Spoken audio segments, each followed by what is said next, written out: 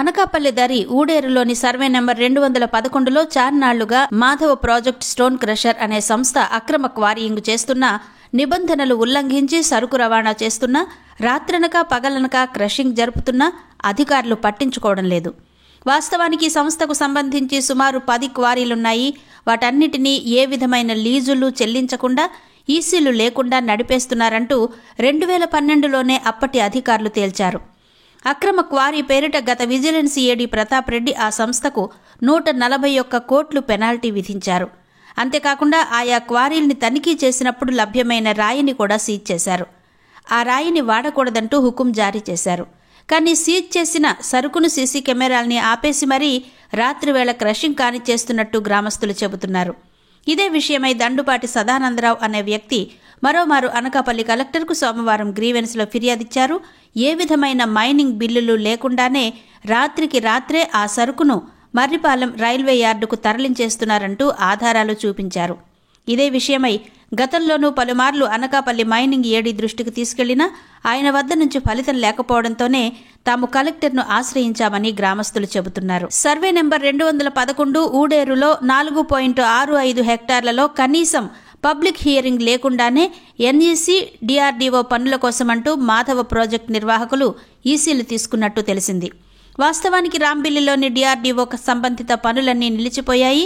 అయినా అక్రమంగా bore blasting చేసి మాధవ ప్రాజెక్టు ద్వారా రాత్రి వేళల్లో మెటీరియల్ తరలించడం, క్రషింగ్ చేస్తుండడం జరుగుతున్నాయని గ్రామస్తులు ఆరోపిస్తున్నారు.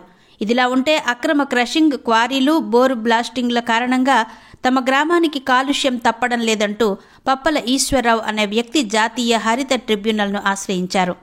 తదుపరి ఉత్తర్వులు వచ్చేంత వరకు అక్కడి క్వారీలన్నీ ఆపివేయాలంటూ ఎన్జీటీ ఆదేశాలిచ్చినా మాధవ ప్రాజెక్టు మాత్రం పట్టించుకోకపోవడంపై గ్రామస్తులంతా గుర్రుగా ఉన్నారు. అధికార యంత్రాంగం పెద్ద ఎత్తున సొమ్ములు తీసుకోబట్టే ఇలా జరుగుతోందని ఆందోళన వ్యక్తం చేస్తున్నారు. కోర్టు ఆదేశాల్ని సైతం బేఖాతరు చేస్తుండటంతోనే తాము ఈ విషయాన్ని కలెక్టర్ దృష్టికి తీసుకువెళ్లామంటున్నారు. ఇకనైనా అధికారులు దృష్టి సారించాలని కోరుతున్నారు. ఊడేరు వద్ద జరుగుతున్న అరాచకాల్ని అనకాపల్లి భూగర్భ గనుల శాఖ ఏడీతో పాటు విశాఖ జిల్లా విభాగానికి, విశాఖలోని రీజనల్ విజిలెన్స్ ఎన్ఫోర్స్మెంట్ అధికారికి ఫిర్యాదిచ్చామని, అయినా చర్యలు లేవని గ్రామస్తులు చెబుతున్నారు.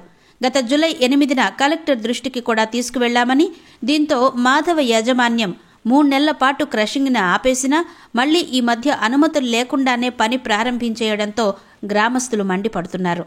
గతంలో రాత్రివేళ క్రషింగ్ మాత్రమే చేసేవారని అనకాపల్లి భూగర్భ శాఖ ఏడీకి ఫిర్యాదిచ్చాక కూడా అక్కడి ఏడీ అండతో ఈసీలు, బెడ్ రెంట్లు, మైన్స్ బిల్లులు చెల్లించకుండా రాత్రింబవళ్లు క్రషింగ్ చేస్తూ ఇప్పటి వరకు కనీసం 100 లోడ్ల వరకు అక్రమంగా సరుకు తరలించారని తెలుస్తోంది.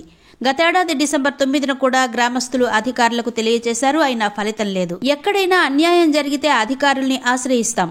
కానీ ఊడేరు పరిస్థితిపై గ్రామస్తులు అనకాపల్లి ఏడీని ఆశ్రయిస్తే అక్కడి కార్యాలయ సిబ్బంది కూడా కొత్త నాటకం ఆడినట్టు తెలుస్తోంది. సైట్ ఇన్ఛార్జికు ఫోన్ చేసి విచారణ నిమిత్తం సిబ్బంది తనిఖీలకు వస్తున్నారని, క్రషింగ్ నిలిపివేయాలని, వాహనాలు అక్కడ లేకుండా చూడాలని, క్వారీయింగ్పై తదుపరి ఫిర్యాదులేవీ లేకుండా చూడాలని సాక్షాత్తు ఏడీఏ ఆదేశించినట్టు తెలిసింది. అంతేకాకుండా ఒక ఆర్ఐ స్థాయి అధికారిని పంపించేసి చేతులు దులిపేసుకున్నట్టు గ్రామస్తులు ఆరోపిస్తున్నారు.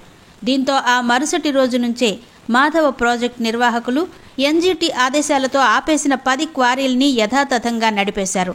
బ్లాస్టింగ్లు ఆగలేదు.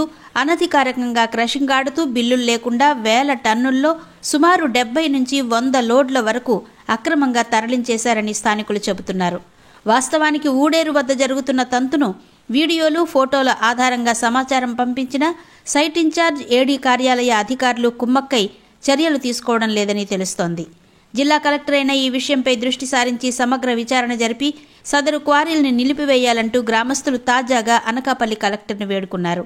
కోర్టు ఆదేశాలను సైతం బేఖాతరు చేసి అధికారుల అండతో అక్రమంగా క్రషింగ్ చేస్తున్నారని, తద్వారా ప్రభుత్వానికి, గ్రామ పంచాయతీకి దక్కాల్సిన రాయల్టీకి కూడా గండిపడుతోందని ఆరోపించారు.